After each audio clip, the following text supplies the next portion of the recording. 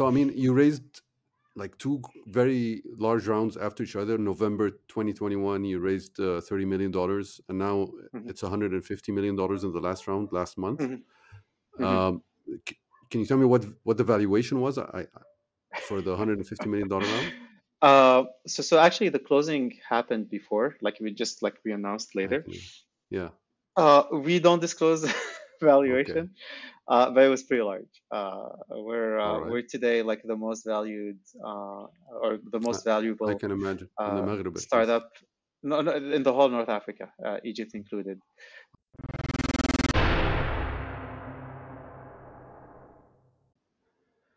Today, I'm very excited for this podcast because I have Noureddine Tayebi with me, and there are several reasons why I'm excited. I mean, this guy, he has a PhD from Stanford, three master's degrees, over 50 patents and publications, and a couple of startups under his belt in Silicon Valley. And he lived in Silicon Valley for, I think, 15 years. And yet he came back to Algeria, his home country, to do a startup. So that's one reason I'm very, I love the guy already without even speaking to him before. And the second reason is the scale of the ambition, because I really love the fact, and I want to always propagate this idea that we should have, the highest possible ambitions, starting startups from our region.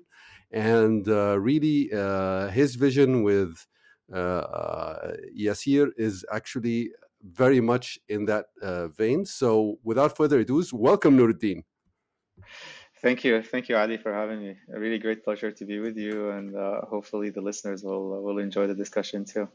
I'm sure they will. So maybe we can just start with an easy question about how you came into the world of startups. Uh-huh. How did you end up here?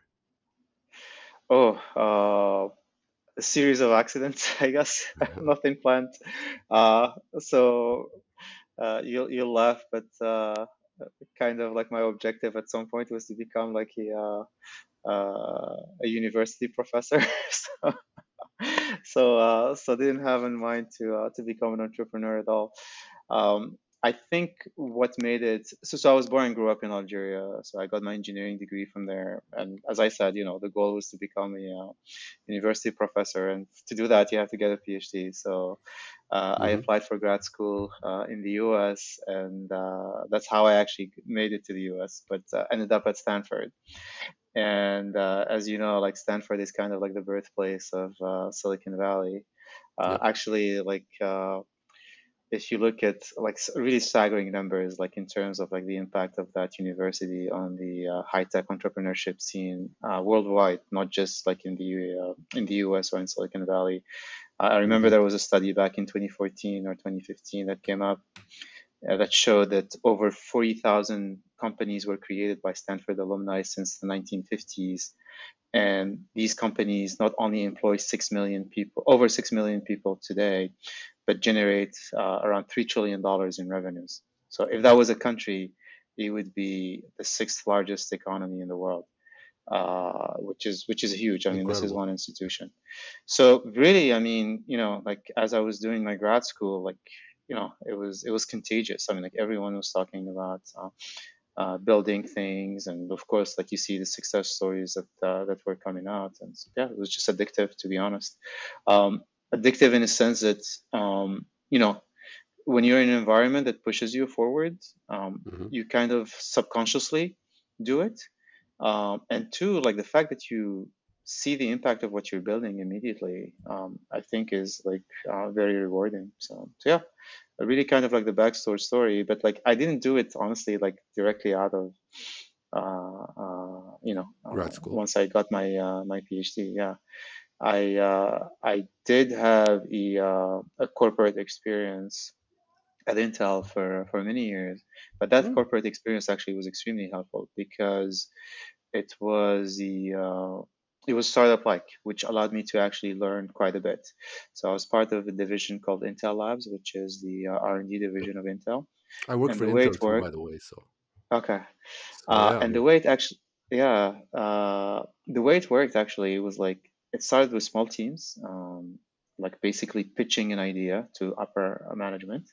mhm. And if if like the idea was accepted, it would get funded, and if the idea grows into a proof of concept, like it gets more funding, the team gets bigger, and at some point, like it actually becomes a product and can be commercialized. So I got lucky to actually go through the whole process. It was like a really great learning experience, and so it's then like I felt like I was ready to actually jump off the cliff and build something of my own. And yeah, so I got the chance to build a team, raise funds, take things to the next level, and that was the best experience I've ever had in my life, to be honest. Like the level of, like when you're facing problems and you're always facing the wall, it's just, as they say, like a necessity of the mother of all inventions. So, Mhm. so you always, try to find solutions. Yep. Mm. Was that like your first startup that you founded there? Or Yeah, yeah. no, I think you founded two, right? Were they in? I guess they weren't in the consumer space. They were closer to your original, Yes, yes, right? true, true. Yeah. So my background is in engineering, more like electrical and computer engineering, Hmm. and the like the solutions were actually completely like hardware slash software solutions, complete verticals that we were integrating. It was actually like a lot more complex. I mean, like if you look at that company, what we were building, I mean, the core of the technology was these motion sensors that were highly sensitive, that were built based on nanotechnology, and were super small, consuming little power. So we were building these arrays, like tens or hundreds of thousands of these that were connected, and data was collected by very intelligent software that was taking real-time decisions. And yeah, the applications were mainly B2B for warehouses, hospitals, and other use cases. Uh, so yeah, Interesting. it was actually very challenging, but Challenging. very rewarding actually. Like once we got it to work, Yeah. And what happened to that company? it got acquired uh, Oh, by another Silicon Valley company. okay. Uh, And what kind of made you decide to move back to Algeria, and how did Yassir came about? it Come wasn't about, planned sorry. at all. Yeah. It was not at all planned. I honestly like never thought I would go back to the region. What happened is that at some point I started getting involved in the nascent high tech entrepreneurship, not just like in Algeria, to be honest. I mean, like in the whole North Africa, Egypt included. But initially, it was in a passive way. So I would mentor teams. Sometimes I would even like write small checks for teams that I liked. But to be honest with you, I mean, like very quickly, I came to realize that the biggest problem in the region wasn't lack of funding or bureaucracy, because people always brought up these as the biggest problems. To me, the bigger problem was the entrepreneur, him or herself. And what I mean by that is really the mindset, lack of best practices, lack of values, lack of ambition, and kind of like pushed me to conclude that if I was serious about doing anything, I should get involved myself, really with the goal to at least attempt to build the local success model that would be emulated by others. And to be honest, I mean, like to me, the best way to learn is by doing. I mean, you're not going to be learning entrepreneurship like on a board. You have to actually you have to jump off the cliff and do things, and that's how you learn. Um, and Yeah, that was really the objective. The second objective was also to empower the local talent, and more so the engineering talent. In our region, unfortunately, a lot of the engineering talent doesn't have many opportunities and ends up leaving primarily to Europe to pursue further studies or find jobs. Mhm. And so wanted to really prove that the local talent could build platforms, very large scale platforms that could go global. So it was really mission driven.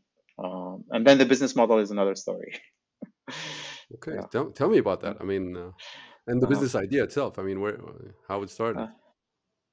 uh, um, yeah. So the decision, to go back was there, but then what would be the business model?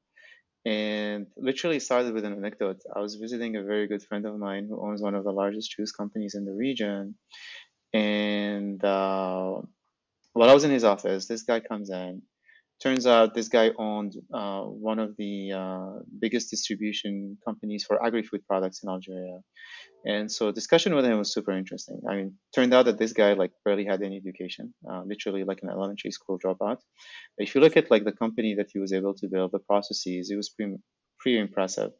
And what's really actually caught my attention is that they were doing all their transactions in cash. I mean, these are like big volumes. I mean, like you're talking about like maybe the equivalent of like millions of dollars on a daily basis, and they were Wow. all done in cash.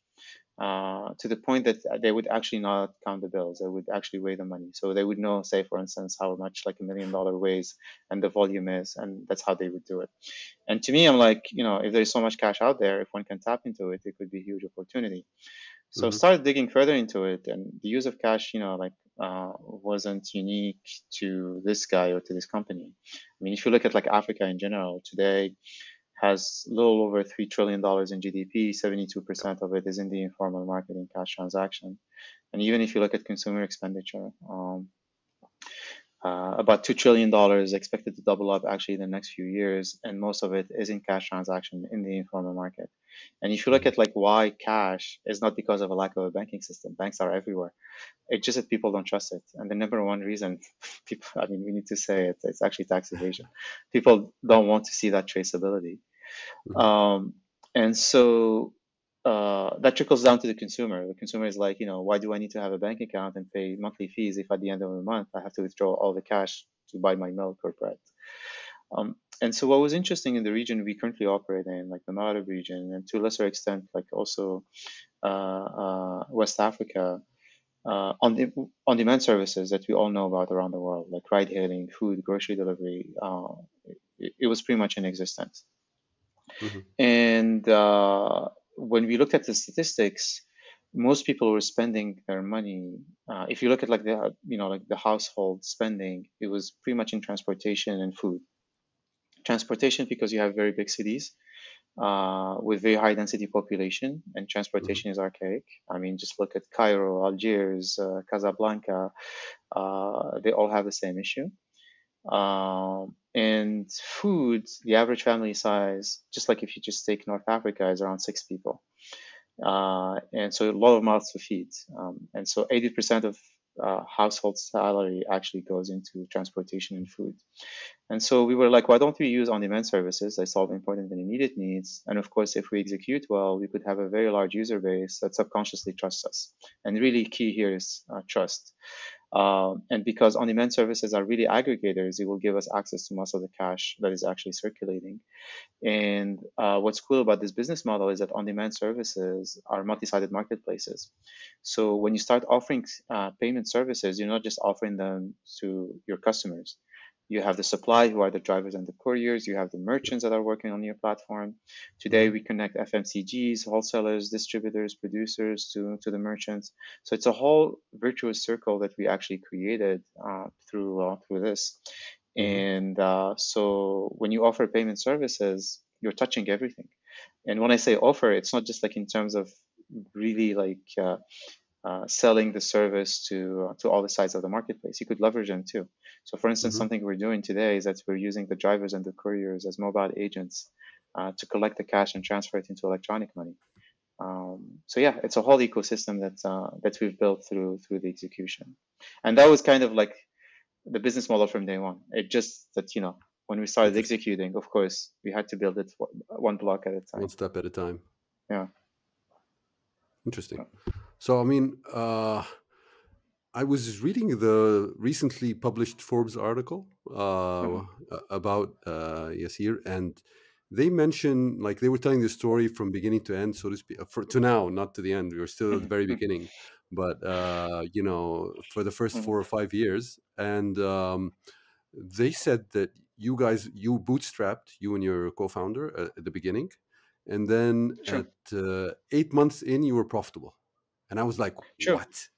In Yeah. this industry with its Yeah. notorious unit economics Yeah. problems and things like that. So I'd love to Mhm. understand more how that can Yeah. be. So as I mentioned to you earlier, like the region we were operating in was pretty much virgin. So we had first mover advantage, and we were the only player on the market. And three things helped us quite a bit. on the unit economics. Uh, One is the cost of acquisition was pretty low because, as I mentioned, like it was really like a strong product market fit. Hmm. If you look at the US, for instance, 89% of households have cars. If you take a country like Algeria, it's about like 10% of the households have cars. And public transportation is archaic. So the product market fit was there. So as soon as we started, like, we were getting, like very high adoption. And the cost of acquisition was around like 75 cents when, like Wow. the average order value was around like $6. Right. Like if you take our commission, like we were pretty much, like entering in our investment, like once On we the were first converting the transaction. user. And because there was that product market fit, like we didn't have any competition too. Um, like the unit economics were super healthy. Like we didn't have to like crazy discount or anything like that, and that allowed us to be profitable very quickly. And we were reinvesting actually that money as soon as we were getting it to actually expand very quickly into new cities, working on new products. So that really helped us quite a bit. Right. Uh, the second thing that really helped us is because of the low cost of living in the region we operate in. Like our salary mass wasn't that big. We had like great talents, and at the same time, like we weren't spending much on the team. So that helped us too towards profitability, and we were actually cash flow positive. I think like within the first year and a half. So it was Wow. very healthy. And then the third one, which I kind of like alluded to, is the CAC that we were having that was super low. That just made it work well. Interesting. Hmm. But then at some point, Hmm. quite early, you decided Hmm. that you do actually want outside capital. So what Yeah, made you decide that? I mean, when did I you mean a know few. that you needed that? Well, I mean, like a few reasons. I mean, like you also need to look at the scale of your growth. At some point, you need to grow, not just like very quickly, I mean, like exponentially, but you need to do it at scale. And to be able to do that, I mean, just like your product ambitions become very important. I mean, like we're building, like a ride-hailing platform, a food delivery platform, a grocery delivery platform, and a payment platform. It's huge. It's like your engineering team like to be able to focus and actually roll out features very quickly is an undertaking, and so Hmm. you have to have like a very large engineering and product teams. So just the salary mass associated with that is huge, and so irrespective of like how fast or like how exponential your growth is, you're not going to be able to absorb that cost. So fundraising becomes important. Two is really even like consolidating growth in the existing markets needed more capital, opening new cities, getting more out of your user, building, like a very strong commercial strategy that needed that more capital. And then the third one, we always were ambitious from day one, and we didn't think, say like the Algeria, Morocco, and Tunisia markets were enough for us. So we always wanted to expand into new markets and show that not only we're not dependent on a few markets, but also have that ambition of being a global player. So yeah, Yeah. I'll and of come course back to when that. Yeah, go yeah ahead. Sorry. yeah I was saying, like, and when you raise funds, like you make the case for that, right? I mean, like you show that you Yeah, have the plan, you have the financial simulations that back it up, and of course based on like what we've been executing too. And that's I think the tipping point, like when it comes to investor investment. absolutely. And I'll come back to that expansion part of your strategy. But Mm. while we're still on funding, there was something that intrigued me, which is that Mm. you guys, I think, joined YC in 2020, right? Mm-hmm. You were already, I mean, quite advanced in your Mm-hmm. journey. Mm-hmm. What made you do that? Yeah, What yeah, made we you got make that that question. decision? Yeah. Look, as much as I had a large network in Silicon Valley, and like I knew a lot of partners like in the biggest funds of Silicon Valley, it was always hard for us to actually raise money, simply because the region wasn't known. So we always had, like two kinds of responses. One is, look, we know you, we like you, but like we have no clue about the region. It's too risky for us. We're not gonna take it. Or, okay, we know you, we like you. Uh, you're building something good. We need to take some time to actually build conviction. And so yeah, initially, honestly, like it was always painful to raise money, Hmm. irrespective of like the network I had, and the numbers, at least the initial numbers that we had. I mean, like we weren't at the scale we're at now, to the Yeah. point that like we couldn't be ignored. But it was the case. So with YC, like kind of like the spin that we thought about, and actually like took us a long time to make that decision. And if Mm. you talk to the YC partners, they'll tell you that like we didn't give them an answer to join till like I think the day before Oh. the program started. uh, YC brings up like so many things with it. Credibility, reputation, beyond that, actually, like huge network of potential partners all around the world. Yep. By the way, it's not Yep. just like US based. Uh, the kind of support that you get, like from top notch founders and partners. I mean, it was just like the whole suite that came with it that just like really pushed us to conclude that it was the right decision, and we were right on the money, to be honest.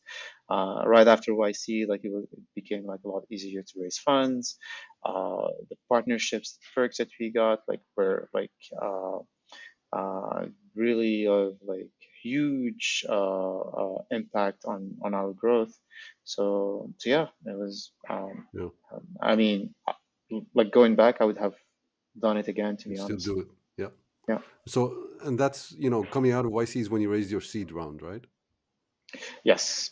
Yeah. Yeah. I mean, we did have some funding before that, but it wasn't Yeah. at the level That was needed. that we did. Yeah. Yeah.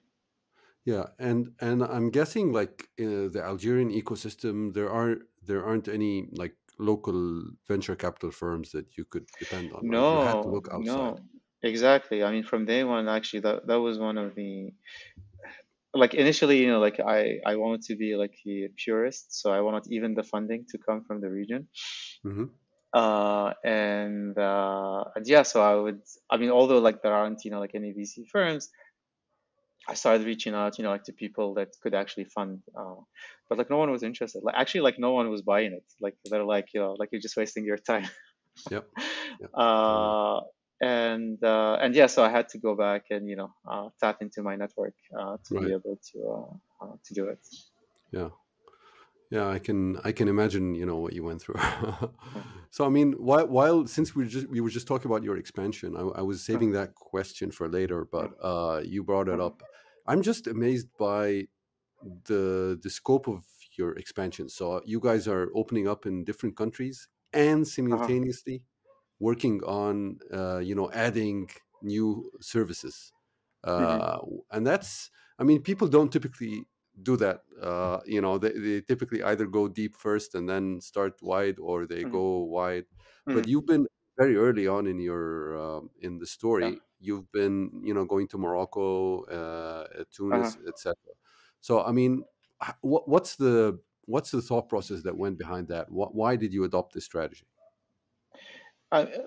Look, there are two elements. One is the competitive landscape. So you really want to, like have that first mover advantage and grab as much as possible share wise. So it was really important that, like we expand in as many cities and at least, like regionally, like in the Maghreb region between Algeria, Morocco, and Tunisia, and establish ourselves as, like a, like strong player to reckon with. So that was extremely important. And then like in terms of like the multi-product offering, I mean, as I mentioned earlier, like it was from day one our ambition to go there to ultimately get into the payment services. So it was really important for us that we build that ecosystem of interdependent services. But what was good for us actually is that, you know, like our first market, which was Algeria, kind of like became the lab for these products. So we would not, you know, like launch them, you know, like simultaneously in all the geos. We would make sure that we roll it out, like we understand how things work. We build our playbook, and then, you know, transplant it into other geos. Hmm. So the combination of the two just like made it like a lot easier because Algeria was kind of like an like totally acquired market for us. So even if we had missteps, like we would Hmm. still be fine, if you see what I mean. Yep. Yep. Um, and so really allowed us to understand things, iterate very quickly, and just plow through it, and just be bullish. Right. I think uh, as entrepreneurs, like we really need to, you know, like to have that level of risk, of course, calculated, but it's that risk that usually, you know, like allows us to succeed one way or another. Right. So, kind of expanding geos was about not ceding market share to players who were moving into the other geos, and Exactly. making sure you have that. And the other the product expansion was really about the strategy of the company and what you needed to execute on. And you Exactly. always had Algeria as a stronghold, and that was kind of how you did that. And I'm so how did it go? How did the story go? Did it go kind of Algeria ride hailing in Algeria, and then ride hailing in Morocco and Tunis, etc., and then Correct. starting the new one more product, and then adding that to the other Exa- countries, and doing that exactly. uh, Yeah, over and over? totally. That's Wow. how it happens. That Yeah. must have been very challenging to execute. Uh, Yeah, too. And we also had COVID in the middle, so, which oh did, yeah, didn't make things easier. right. We were actually pretty lucky that Yeah, we launched the food delivery service in Algiers in November 2019. And it right. was like a very basic product. It was like actually like it had a lot of issues, Hmm. and we were just, you know, like trying to understand things both from a product but also like from a user point of view. And Hmm. then February came and we started seeing, you know, what was happening in China Lockdowns. and even like Yeah. Europe started being hit. And we were like, if we don't do anything now, like we're gonna be in big trouble. So we took the risk to actually launch food delivery in multiple cities simultaneously by March 2020, Wow. and that was a lifesaver, because all of a sudden, you know, like we had all this user base that wasn't going home, I mean, wasn't going out from home, Yep. but needed food, right? Yep. We also had like these drivers that, you know, like no longer Needed money. were Uh-huh. giving rides and so needed to work. And then you had all these merchants or, you know, like restaurants that needed, you know, to make Business. money too. Yeah. And so it was really the best time to actually educate everyone Yeah. without actually costing us much. And so that allowed us to keep growing through COVID. And then when 2021 came and, you know, things got better in the region, we really got good at, you know, cross-selling between the products and getting the most out of each user that we had, Nice. and kept that momentum going till now. Right. Yeah.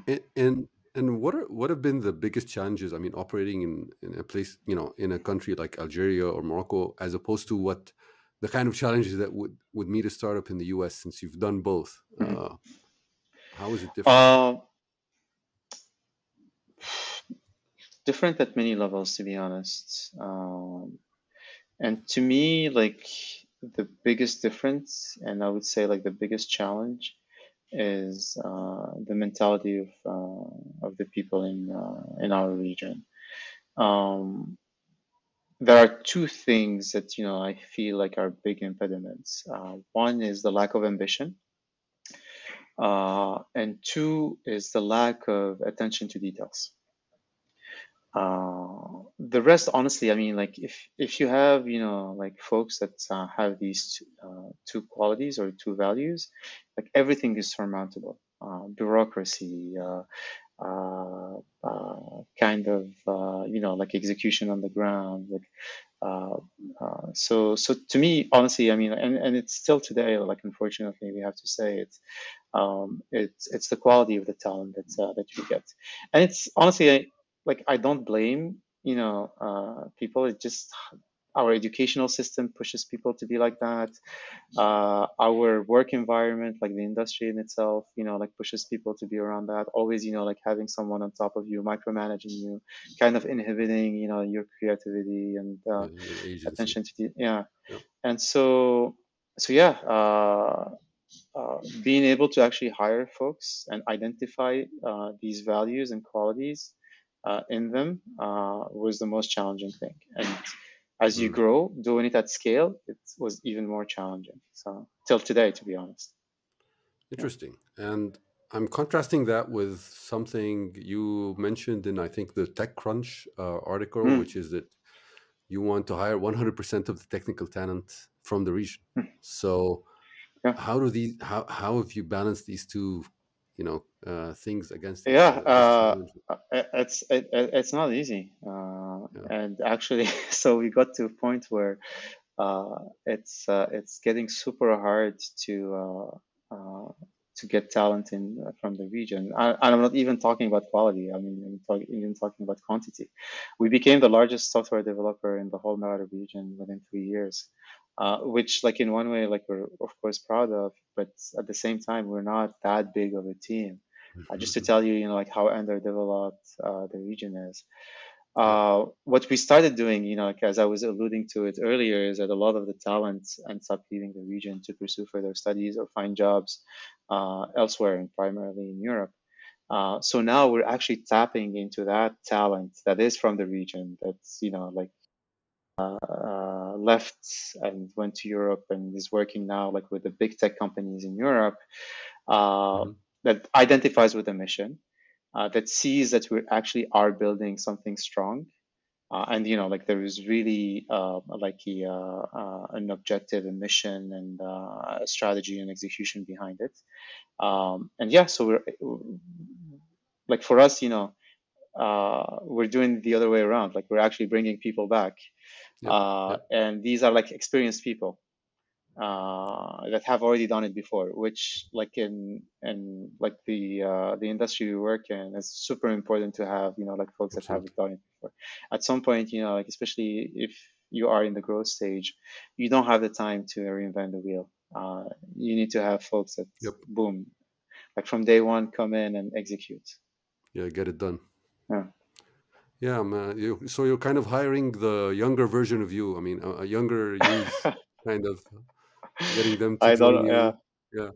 I don't know if it's like a version of me, but yeah, Yeah. we're Like people who went abroad yeah, to be, and like gained yeah. experience on how to get things done. So Yeah, yeah. because honestly, I mean, like one has to say it, 99.99% of the people are still attached, like to their region or to their home country. It's just that they didn't have opportunities or, like a model in which they identify Absolutely. with and can contribute. So honestly, like when they see that offer, like you could see that the barrier is far much lower. I mean, of course they think about it, but um, they're very attracted Yep. by the idea. I can imagine. Mm, Okay. I wanted to ask you now. I mean, going to the market and the marketing aspect. I mean, mm, it just seems to me. I mean, you don't have a two-sided marketplace. You have a multi-sided marketplace. You have consumers, merchants, drivers, yeah. many other people. So I mean, how do you get the messaging right? How do you communicate to all these people effectively? Uh, How do you manage that? yeah, really, like the brand becomes super important. Um, Mm, uh, so, so we built that brand from day one, and kind of like the image that we were giving. Of course, you take it from the name of the company, Yassir, hmm. which means like in Easy. Arabic, easy. Yep. So mission statement is as simple as making the lives of our people easy while infusing social values through our products. And like three key terms like you find in the mission, which we hammered like in terms of brand building. The first one is our people. So we always made sure to, put ourselves as this local champion, from the region to the region. Mm-hmm. Uh, the second one is making people's life easy, and like we were always choosing products that were actually solving real problems on the ground, and then infusing social values. The fact that like you use your phone, I don't know, to order a ride or food or groceries, and where like cash is primarily used, you're subconsciously actually building trust among people. And that mission driven brand building was really key to acquire all the sites of the marketplace as quickly as possible. Add to it, of course, we had product market fit. The combination of the two made us grow very quickly with little cash and be able to have like very very sound unit economics. Okay. So Yeah, you really focused on building brand, yeah, and then that makes the follow up easier. So when somebody from your team walks into a merchant's place, telling them about this here, they already know what it's about, and how it can serve them, and trust it in a way, and that exactly. kind of makes Yeah. everything Yeah, follow yeah, yeah, through and then easier. and then it snowballs, right? I mean, like you have a viral effect, and people start talking about you, and yeah. Right. And So. I must say that the story of uh, kind of like a founder with Silicon Valley experience coming back to the region does help quite a bit. And we leverage that as much as we could. I mean, you can see it, of course, like in all the PR that we do. Mhm. It's always something that comes back, which is honestly like 1,000% true. But it Yep. also helps like in terms of Yeah. growth. Yeah. I mean, it makes sense to use it if it's effective, especially as long Mhm. as it's true. Okay, so I can imagine. I mean, generally speaking, your business is pretty tough on the. There's a lot of regulatory hurdles that you have to pass, Mhm. and I can imagine that Algeria wasn't that easy. I mean, how did you go through? Tread through that situation. The Uh, regulatory yeah, yeah, yeah. environment and So government it's it's affairs. it's it's a, honestly it was the same play. Like we're a local champion. We're not just here to sell a product or a service. We're on a mission, Hmm. and the mission to empower the local talent and most of the engineering talent, and the um, the decision makers like understand that because brain drain is a big issue in Yep, like North in the whole Africa. Maghreb region. Yep. I mean, honestly, I mean, like in most of the Arab world, Yeah. and like just take a country like Algeria, which is about 45 million population. Uh, you have uh, you have easily like 4 or 5 million that are primarily in France, and these Yep. are like primarily doctors, engineers that couldn't find opportunities in the region and end up leaving. I mean, now like today, say for instance, you go to Paris, like any of the biggest hospitals, like all the Yep. doctors are pretty much Algerian. Same Yep. thing with engineers, like you find them everywhere. Yep. And so, yeah, brain drain was a big issue to them. They saw like we were on a mission. Again, it did help uh, that they were seeing someone that succeeded somewhere else, like had like like a very big experience in kind of like the hub of high tech.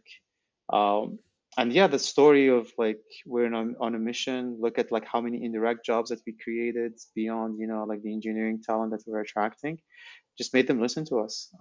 And they understood Yeah. that there were legal vacuums and that it was in the interest of everyone, including them, especially in terms of fiscality or, like taxes, that, we would work together and find solutions to these legal vacuums.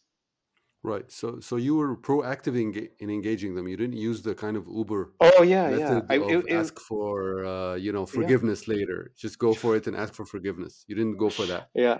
No, no, we did. You It did. was a Okay. combination of the two. It was doing the two simultaneously.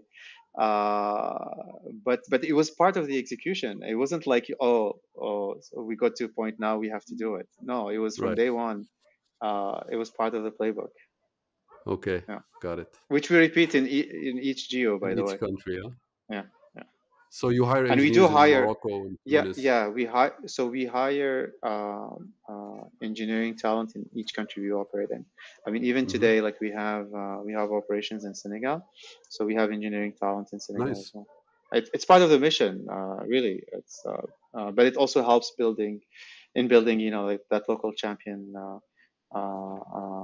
position. Yep. Mm. Okay. So going back to the fundraising aspect, I mean, it's Mhm. important to have the right VCs like next shoulder to shoulder with you on this Mhm.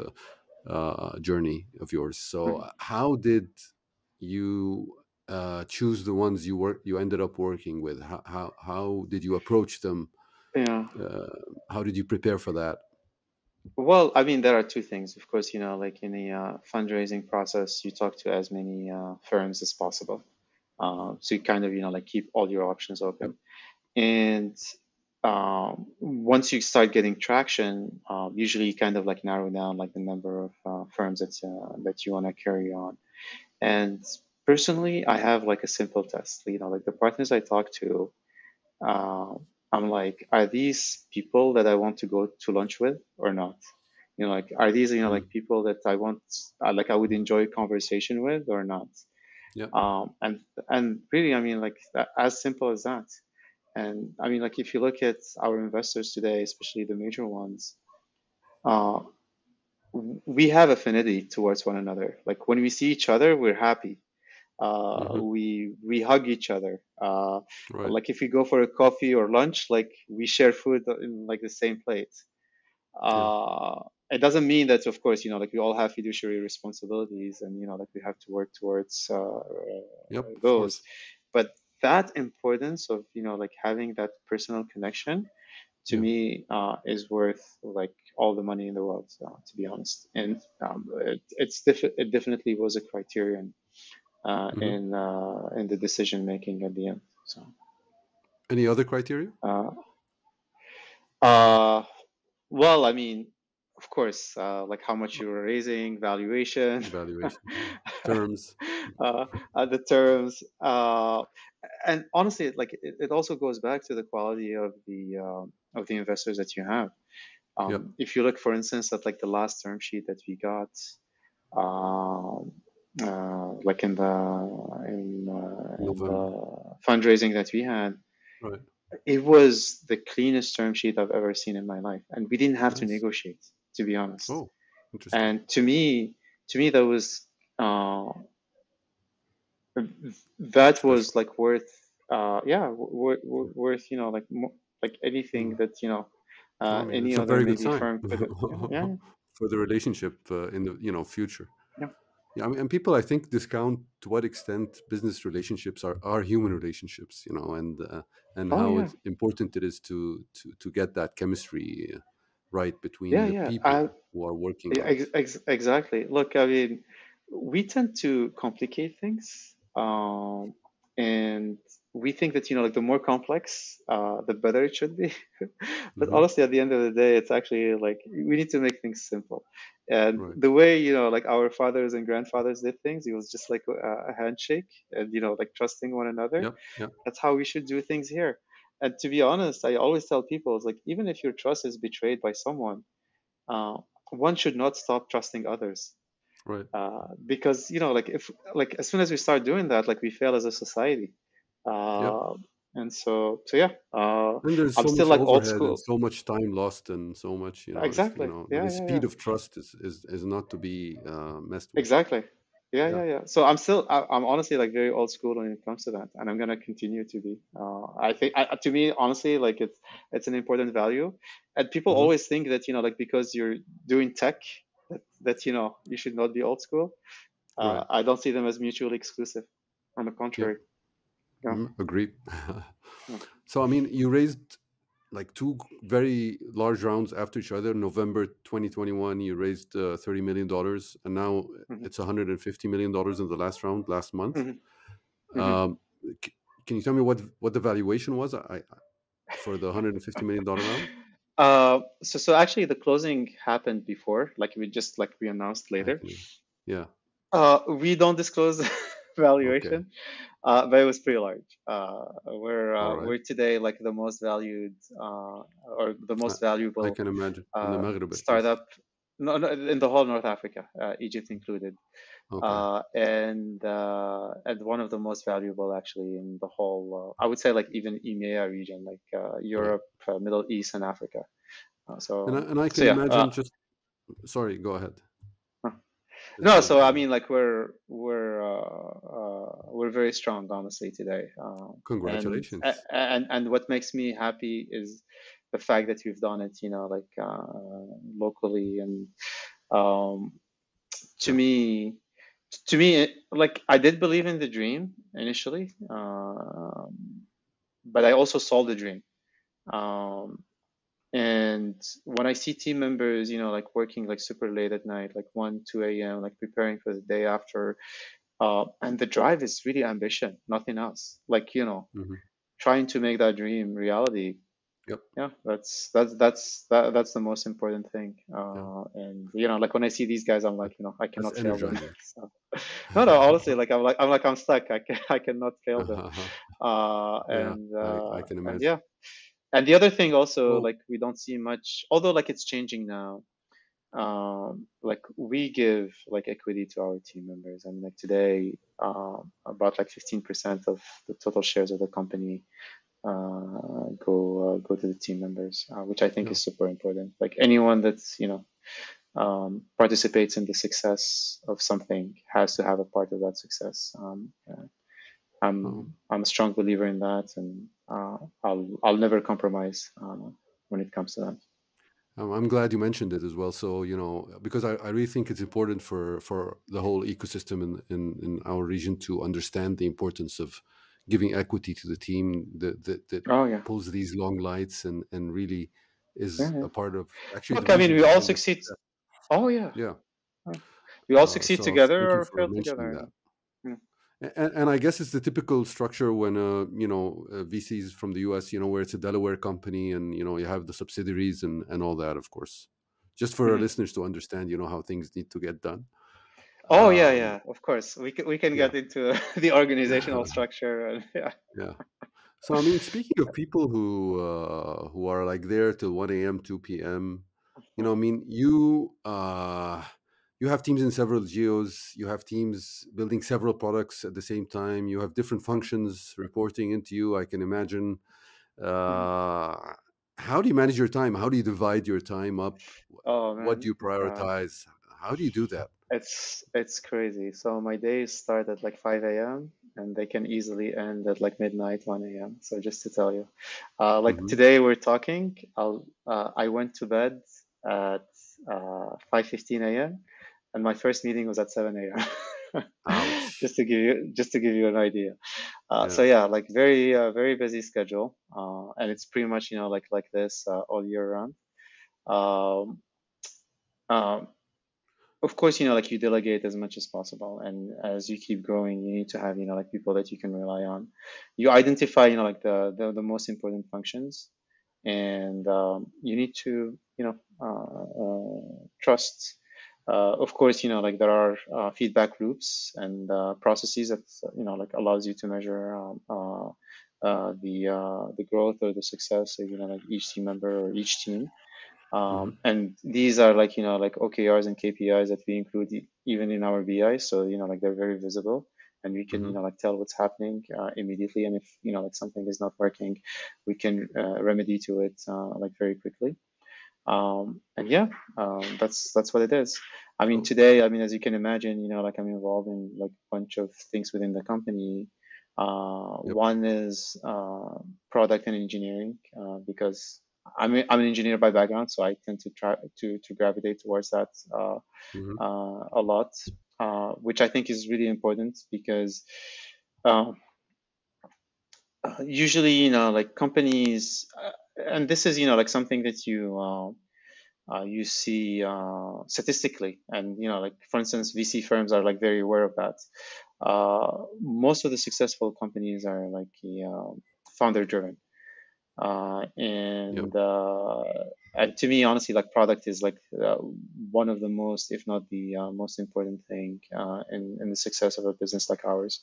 So that's something, like I try to spend a lot of time in. Of course, fundraising takes a long time, and also investor relations, Hmm. operations, finance. Finance becomes, like a super important aspect as you reach, Yep. like that growth stage. Yeah. And of course, like legal, PR, marketing, like all these, like I tend to spend time and make sure that, like we're on the right path to keep up with our growth and ambitions. And what about recruiting? Yeah, today, like one of my most major tasks is, getting the C-suite right. And All right. it's no easy task. I can I imagine. mean, a, a today, like I reserve maybe at least like 10 hours a week in talking to candidates, reviewing candidates. These are like blocked in my calendar. Yeah. And this trickles down to everyone in the team. I always tell the team that irrespective of, like how busy we are, we cannot compromise in the quality of the hiring that we do. And you can Yep. imagine, like we're at the growth stage, like we're hiring like 200 people a month, or if not more. And so being able to do both, to do it both quantitatively and qualitatively, yeah, Yeah. it's not simple. Pretty difficult, Yeah. if not impossible. Nothing is So impossible. I mean, that's how we yeah, push the limits of what's possible. So, yeah, so yeah. yeah. We have to push the Uh, limits basically, No, seriously, that's how it and is. Yeah. yeah, yeah. No, I agree with you. Yeah. And so I mean, it's like maybe recruiting is like 20% of your time, and product is a big block, and then the rest of the functions take the rest, right? That's how you divide your time more or less. Yeah, Sounds like. finance ops. Yeah, finance ops. Yeah. Like we're very surgical in the way we execute. We literally go, um, like we're not even city by city. We're district by district, and Okay. we look at like our penetration in each district, what's working, what's not working, um, and just like try to keep executing and achieving our growth. All right. So that level of details really requires a lot of work and a lot of coordination. Yeah. I can imagine. So I mean, okay, you obviously have a very busy schedule. Uh, We're recording this on the 26th of December, so the day after uh, Christmas. You're in the US, so everybody's on holiday, but you uh, seem to be working. So I can imagine that's pretty, stressful managing a blitzscaling startup. uh, How do you handle stress? What do you do to relax? I honestly, I don't have time. I don't have time to think about it. And I think part of it is really like when you enjoy what you're doing, like you don't count the hours. The stress is there, definitely.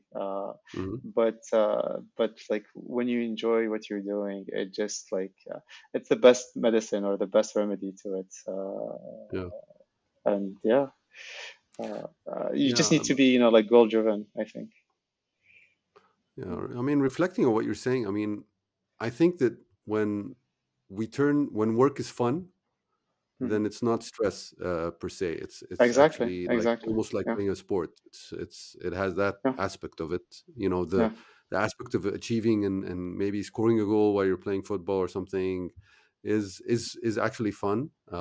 yeah, And the striving to score and all that is also meaningful and kind of drives that. And I think in the early stages of startups, this tends to be the pattern, right? Maybe one day, when you IPO, you'll have a COO who takes care of some of the functions and someone Uh-huh. else, taking, but and you can delegate Oh, more. it's already happening now, to be honest. I Yeah. mean, like we need to, yeah. I mean, Yeah. it has nothing to do with IPO. It just like the scale of things Scale. is just, yeah, yeah. You need Yeah. to, yeah. Yeah, well, I salute you. So, okay, I mean, just zooming out a bit to the Arab region and the Arab world in general, do you see any areas that have the most opportunities, areas where you think, startups could be successful in the future? Uh, in terms That of doesn't business necessarily have model, to do or with Yassir. in terms of business model, you mean? In terms, yeah, business model. Oh man, there is so much to do in our region. Honestly, I mean, like I still see it as virgin. Whether that be, like in North Africa or Middle East, and including GCC countries, we're really Mhm. scratching the surface. And I think, like a lot of the countries now, are, at least, like the big ones, are, becoming aware of the importance of building these local champions, because, look, I'm not saying, it's wrong to let, like big players coming from the West into our region. Of course, like it's always good to have that know-how and level of competition, honestly, that brings you up. But we really need to, like push for more local champions to emerge, and also protect them and make sure that, like they succeed. I mean, this is what happened all over the world. I mean, you Yep. see it like in China, you see it in China. Southeast Asia, in India, in Yep. Latin America, and now like these local champions have nothing to envy to, like the big players in the West. Yep. We need to have that, and Absolutely. uh, the region is just like so virgin that anything that you can pick up would work, as long as, you have the right team, and the right execution, and of course, like the right backers behind it. So Okay, so I mean, before we start wrapping up, maybe a last long form question. Where do you see Yassir in 10 years' time? What do you think, you guys will be doing? yeah, so we will be the largest technology company in our region, and we will be publicly listed with at least, like a $40 billion market cap. Cool. And by the way, I mean, since it's a super app, will you be opening up the app to others to build on? Do you Yeah, we see that? already, Do you have that in your yeah, vision? yeah, yeah, yeah. We're already actually working on that, getting, like APIs where, like Yeah. other players could just plug in into our platform and add their solutions. Yeah, totally. Extremely cool. Yeah, yeah, So, yeah. So can I just ask you a few rapid fire questions? yeah, sure. Yeah. The first one is: are there any books you like to recommend to startup people? Two books. One is by Andy Grove, who used to be the CEO and third employee of Intel, Yep. and is considered today, I mean, even if after he passed away a few years ago, Yep. to be the best manager Silicon Valley has ever seen. Yep. And he has this book called like Only the Paranoid Survive. Yeah. And it just tells you, like, like he tells his story through Intel and like the crazy decisions that he had to make, like after like board meetings and like shifting Hmm. completely gear with the company, but also gives a lot of management advice, which honestly, that's what's missing today. Like we always Yeah. tend to romanticize things when we talk about entrepreneurship, but at the end of the day, we don't give solutions to real problems, to, like Hmm. problems that, like founders find like on a daily basis. And that book really like helps quite a bit of that. Yeah. Uh, a similar book too that kind of, like solves that issue. More recent one called "The Hard Thing About I Hard think. Things," Yeah. written by Ben Horowitz,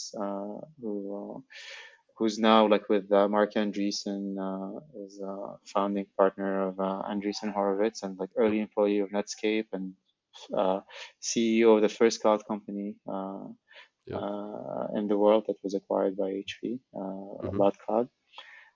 And it also details, like a lot of these issues, like the do's and not do's, like when Yeah. you're facing, like very important decisions, like existential ones, and how you deal with them, the loneliness of being a founder, like waking up at like 2 a.m. and, Yep. Yep. almost crying, it's like all these things, really like hands-on, Yeah. honestly advice, which I truly advise everyone to read. A third one, which I started reading actually a few days ago, and it Hmm. was offered to me by one of our investors. It's called Burn Rate, Mm. and it's like a journey of an entrepreneur, and like how to actually try to balance, like your professional Interesting. and personal life, especially like as you go through the roller coaster of building, like yeah, Uh-huh. a successful startup. Uh, Interesting. I haven't finished it yet, but like it's very exciting so far. You already see value out of it. Yeah, Yeah, I mean, plus one to the first two. Both of them are incredible books. Of course, anyone who worked at Intel is affected by Andy and mm, his management capabilities. And of course, the hard thing about hard things makes you feel like heard. Like he really, yeah, it's like, oh, it's not. I'm not the only one going through this as a founder. yeah, Everybody else yeah. has as well. So Yeah, and it's a and beautiful book. if you don't want to read, and like you just want to do it also like in a fun way and enjoy watching something. I don't know if you've seen like the series like Silicon Valley Silicon Valley. on Yeah. HBO. Like honestly, like if you're like in the startup world, Yeah. like it's really portrays Yeah. kind of like your day to And day it's so life. hilarious as well. So I know, so you yeah. get so much fun out of it. So, yeah. So I mean that this is a good segue to my next rapid fire question, which is how do you unwind and stay energized? Family. Really, or especially spending time with the kids. It's like when I see my kids, I'm like, like I want them to live in a world where like everyone has equal opportunity, irrespective of where they're coming from, irrespective of Hmm. what their ethnicity is, irrespective of whether they're female or male. And honestly, I mean, like they're my source of, rest, inspiration, ambition, you name it. I really want them to live in such a world. Yeah. And just, seeing them grow, do things, try to inculcate these values in them as like it just brings, like so much rest, honestly, and peace of mind Yeah. Beautiful. in my Hmm. hectic day-to-day life. Okay, that's a beautiful answer. And the third question is, who do you think we should get as a guest on the podcast? That's a that's a tough one. If you have any Honestly, suggestions. like we have great entrepreneurs in the region that are emerging. Um, Hmm. One of them is Mustafa Amin from Breakfast Yeah. in Egypt. I really love the guy. Yeah. Like a lot of affinity with. There is Ismail Belkhayat from Morocco with a company called Shari, a B2B platform. Hmm. There are the Mexab folks, Yeah. Bilal and his Bilal and co-founder. yeah. Yeah, I really love the guys. There is Yasmin Abdel Karim from Yalla Fisika in Egypt as Yeah. well, like building, like YFS. yeah, last mile logistics company that is, Hmm. I mean, honestly, like for like also to empower, like female entrepreneurs, Yep. Yep. I think is really important in the region. Hmm. So we need to, like push for more females to, to jump off the cliff and honestly, like fully support them to succeed. So yeah, so these are like the ones that come to Yeah. mind, but I'm sure, I like there mean, are no, I'm tons sure. that, Yeah. yeah, But this is like an A-star team. I mean, these are all yeah, great people. yeah, yeah. And so, what should I have asked you that I didn't ask you? Oh, I don't know. uh, One thing that I always, try to propagate. Uh huh. Um, um, I'm maybe a bit philosophical. Um, I'm an engineer by background, and the basis of any engineering education is, like science in general, like all the sciences, whether that be math, physics, chemistry, you name it. Yep.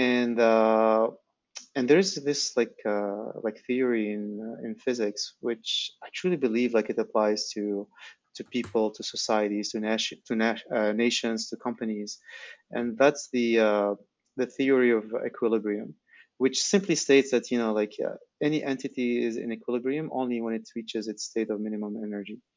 And I Mhm. truly believe that, as I mentioned, it applies to communities, societies, nations, and companies.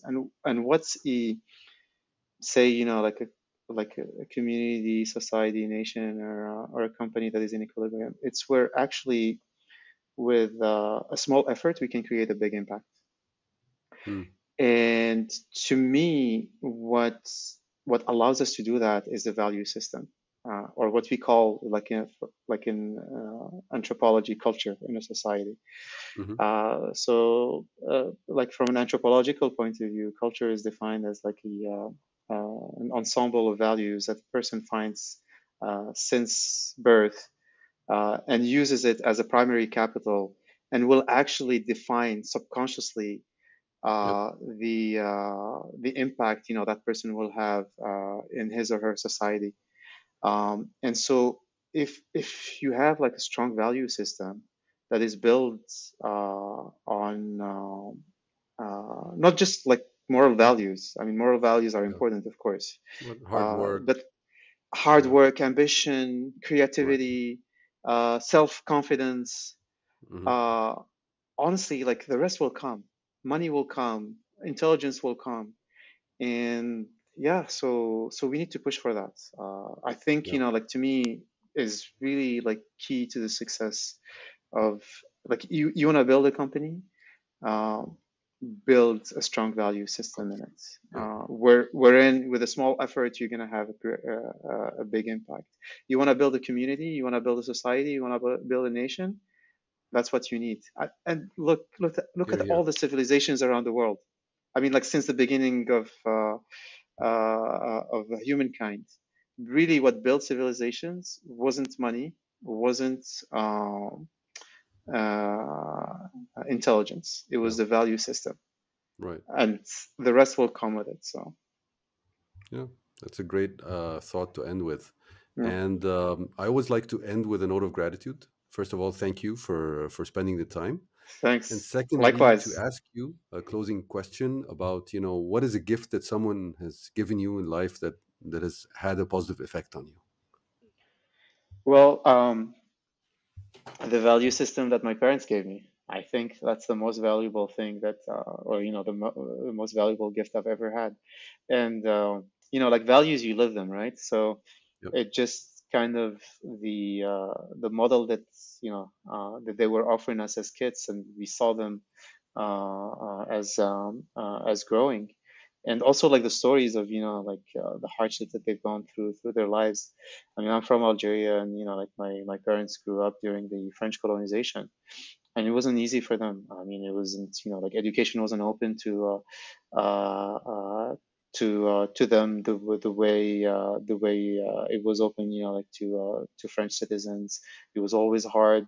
Sometimes because they were Algerians, they weren't allowed to get into things, or sometimes even risk to actually stop their education. But they persevered. I mean, they were ambitious. They always believed, like there was something better coming up. And just honestly, like to me, growing up in that environment, that was and being inculcated those values, that was the best gift that I could ever have. Wonderful. It's always Yeah, wonderful to have a role model in life, yeah, and a positive role model like that. yeah. Thank you very much, Noureddine. It's been a great talking to you, and hopefully we'll see Thanks. you It was again sometime on reciprocal. the podcast. Thank you. Oh yeah, totally. And yeah, should be in Egypt very soon. So maybe we should Wow, uh, we great. should catch So, I up. mean, I have a reservation with you from now. Sounds good. Sounds good. Well, we'll have some kushari together. Inshallah. Great. Lots of sauce on it, hot sauce. All All right. right. Thank you very much. Thank you. Take care. Thank you for listening to this episode of Startups Arabia podcast. If there was something you really liked about what the guest said today, reach out to them on social media and tell them what you liked. And of course, if you haven't subscribed yet, what are you waiting for? You don't want to miss any of our great upcoming episodes. Also, please rate us and give us comments on our social media accounts so that we know how to improve. And also tell us what you like. We don't mind hearing that either. Until next time, this was your host, Ali's Whale.